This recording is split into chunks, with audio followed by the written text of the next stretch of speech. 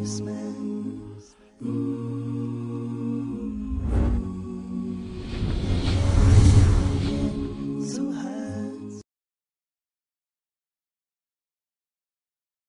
like to welcome you to the 877 Why Islam interview with Dr. Yasser Qadi on the topic of Islamic perspective on sexual deviation.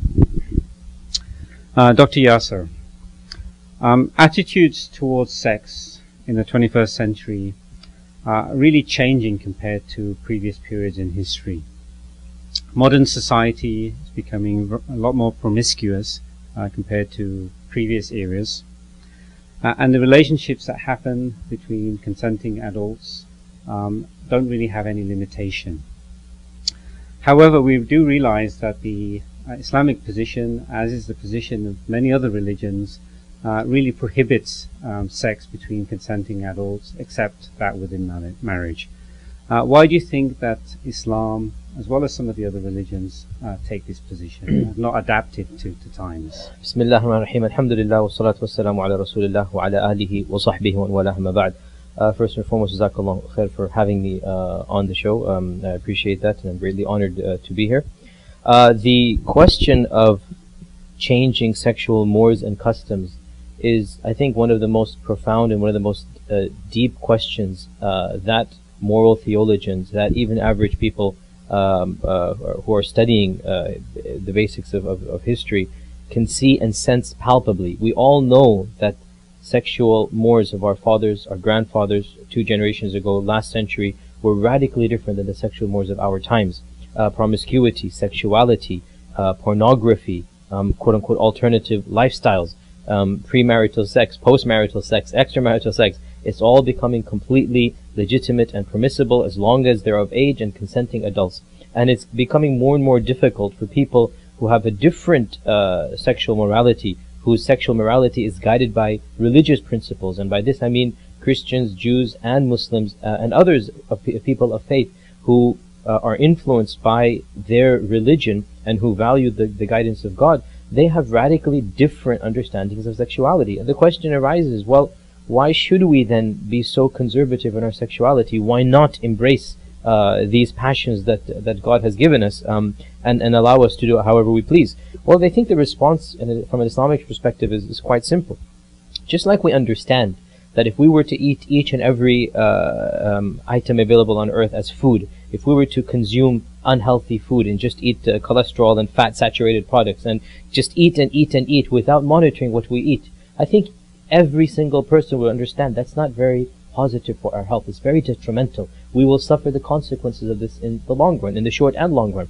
Similarly, if we were to take any other passion that we have and then make that passion into an obsession, or utilize it to each and every maximum and not even care about possible negative consequences, I think that every rational adult would realize, well, it's going to be harmful to us in the short and long term. What we don't seem to understand, the same thing applies to sexuality. Sexuality is indeed a passion that God has given us. But if we misuse it, if we abuse it, if we use it without bounds, it will also cause us problems. Problems in this world, and of course we believe problems in the next.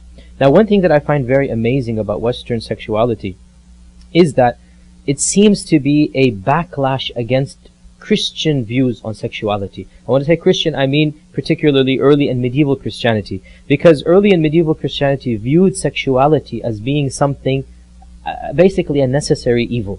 They viewed human sexuality, they viewed passions, even within marriage, as being something that there's this core of evil in it, and it should be avoided. The only reason we should procreate is for the sake of children. And they viewed anything to do with sexuality as being something from Satan, something that is inherently filthy. We should be ashamed of that. St. Augustine, for example, in his Confessions, he writes about battling sexuality and trying to overcome it as being one of his greatest problems. And because of this, as you know, Catholics to this day, they consider a man of God to be one who doesn't have any sexuality. He should leave or try to abstain from sexuality. So when Christianity viewed, and this I'm talking about even within the confines of marriage, when Christianity viewed sexuality as being evil, personally I think that modern Western sensibilities on sexuality is like a backlash. It's like they have reacted against hundreds and thousands of years of sexual repression by basically becoming completely promiscuous. And in our religion, we view sexuality in a very different manner. And I think this is very important when we talk to a person born and raised in any Christian influenced land, i.e. Western Europe and America, any Western land. We need to understand that they have subconsciously been taught that religion views sexuality as being evil.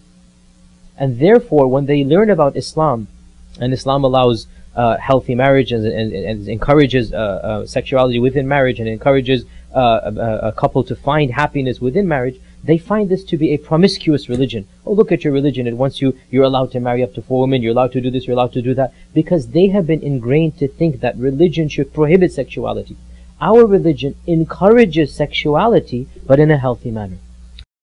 One of the brothers in the Dawah group told me that, Imam, it is our goal to give every American a copy of the Quran. The question is simple.